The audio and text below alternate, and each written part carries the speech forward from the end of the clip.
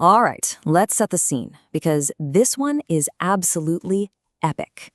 We're going back to 480 BC. You have a colossal empire, bigger than anything the world has ever seen, and it's bearing down on this tiny nation of warriors. This is the story of impossible odds, a clash that would literally echo through all of history. So on one side, you've got the Persian Empire. It's led by Xerxes, a man who insists everyone call him a god. And with him, he's brought the largest army ever put together. They are marching straight for Greece, a tidal wave of 1 million soldiers. And what's standing in the way of that tidal wave? This. Just 300. 300 Spartan warriors. That's it. A tiny, defiant wall of iron against an entire ocean of men. And the plan? No retreat, no surrender. So today, we're going to tear into Frank Miller's iconic graphic novel, 300. And look, this isn't just a history lesson or a story about a battle. This thing is a work of art. It completely redefined what comics could be, capturing the feeling of ancient violence in a way that is so raw and so immediate you can almost feel it. But here's the thing. To really get why these 300 men would even think about doing this, you have to understand the world that made them. Sparta. It wasn't a place built on comfort or luxury. Nope. It was forged in iron and discipline. It all starts with something called the agoge. When a Spartan boy turns 7, he's taken from his family and thrown into this system. And it was just brutal. Cold, hunger, pain, violence, those weren't punishments. That was the actual curriculum. The entire point was to break a boy down, strip away everything soft, and forge what was left into a living weapon. And the ultimate graduate of this whole brutal system, that's King Leonidas. You have to understand, he's not a politician or some pampered king sitting on a throne. He is the ultimate Spartan. He's the living, breathing embodiment of their code, a warrior king who, as a matter of principle, does not kneel to anyone. So you can imagine what happens when the Persian god king, Xerxes, sends a messenger demanding submission. He wants a symbolic offering of earth and water. It basically means, you belong to me now. And that leaves Leonidas with a choice, right? Bow down and live as slaves, or defy an empire and embrace total war. His answer, well, it's immediate, it's absolute, and it is legendary. He doesn't just say no. He kicks the messenger straight into a well, sealing their fate with just 3 words. This isn't a negotiation. It's a declaration. And Leonidas knows exactly what he's just started. But it's not that simple. He can't just march the whole army to war. The priests, these corrupt old men called the Ephors, they forbid it. So what does he do? He finds a loophole, a brilliant one. He can't take the army, sure, but he can take a personal bodyguard.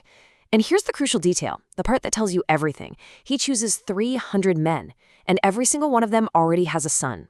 This is a suicide mission, and they all know it. This is a willing sacrifice. Now, don't mistake Leonidas for just a brute. He's a brilliant tactician.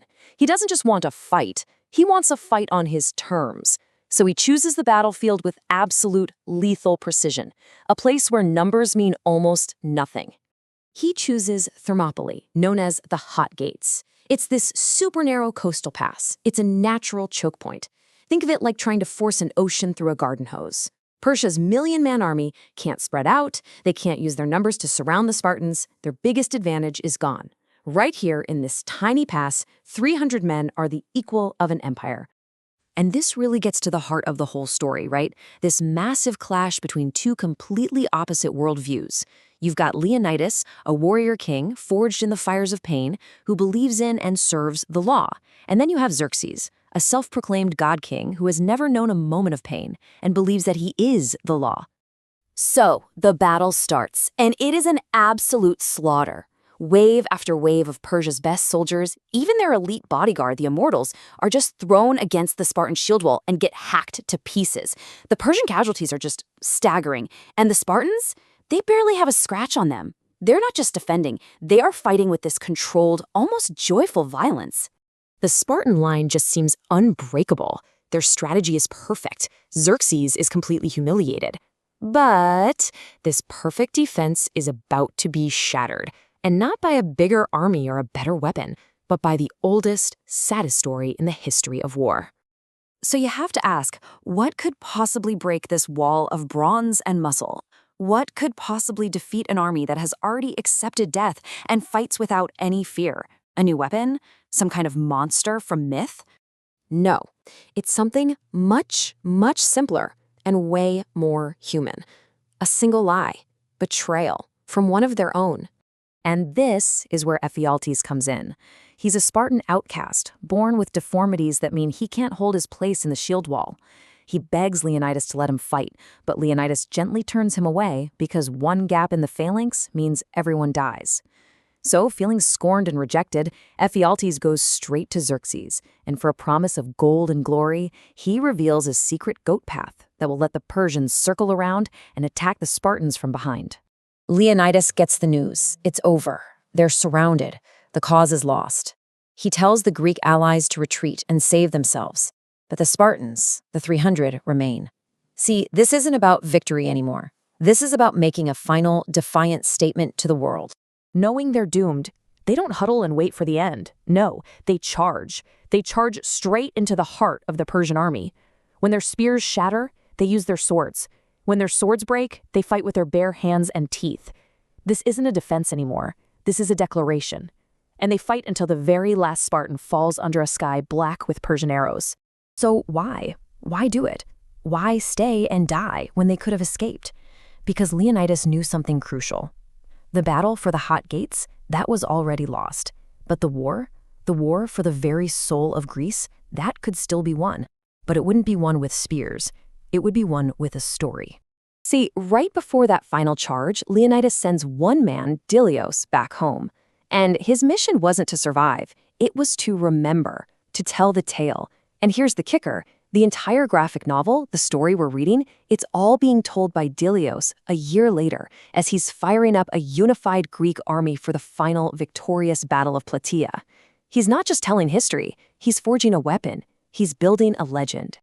And that right there is the true legacy of 300. It's this idea that courage isn't something you have, it's something you choose. It's a brutal reminder that freedom isn't free. It has to be defended. And maybe most importantly, it shows us that a damn good story can be the most powerful weapon of all, creating a legacy that will always, always outlive a temporary victory on a battlefield. That's the defiant challenge Leonidas hurled at the Persians when they demanded he lay down his weapons. Molin labe. Come and take them. It's a message that has echoed for 2,500 years. It's the story of 300 men who chose exactly how they would be remembered.